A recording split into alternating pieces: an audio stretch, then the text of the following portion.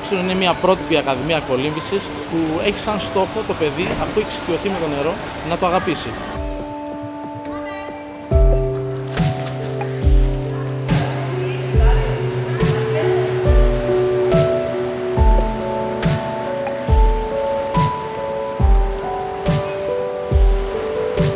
Η πρότυπη Ακαδημία Κολύμβησης Άξιον στελεχώνει μέσα από το φυτόριό της τις προαγωνιστικές κατηγορίες της ομάδας, οι οποίες σταθερά μετέχουν στους αγώνες της Κολυμβητικής Ομοσπονδίας Ελλάδας.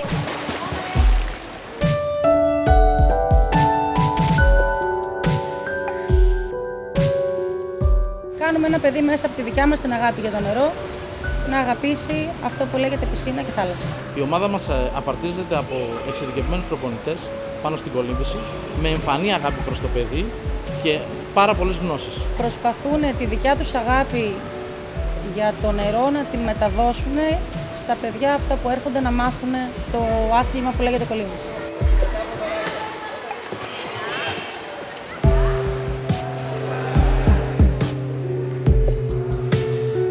Επικεφαλής προπονητής είναι ο Δημήτρης Δεβές, φιναλίστ πανευρωπαϊκών αγώνων, Βαλκανιονίκης και πρωταθλητής Ελλάδας, με μεγάλη εμπειρία στον χώρο της προπονητικής. Μαζί με τη Χρυσούλα Χατζηδημητρίου, καθηγήτρια φυσικής αγωγής με ειδικότητα στην κολύμβηση, συντονίζουν την όλη προσπάθεια. Αντιμετωπίζουμε το κάθε παιδί χωριστά. Οι δυνατότητες του κάθε παιδιού μέσα στο νερό είναι τελείως διαφορετικές. Παίρνουμε παιδάκια ηλικίας από 3,5 χρονών και πάνω. Ξεκινάμε μία εκμάθηση με παιγνιώδη μορφή, με ολιγομελή τμήματα. Μαθαίνουμε την αίσθηση της ασφάλειας μέσα στο νερό, που είναι και πολύ σημαντικό για όλη τη ζωή. Υπάρχει ένα εσωτερικό πρωτόκολλο της ομάδας, το οποίο αφορά κινητικές και πνευματικές ασκήσεις μέσα στο νερό και φτάνουμε στο στόχο μας, που είναι να κολυμπήσει και τα 4 στυλ της κολύμβησης.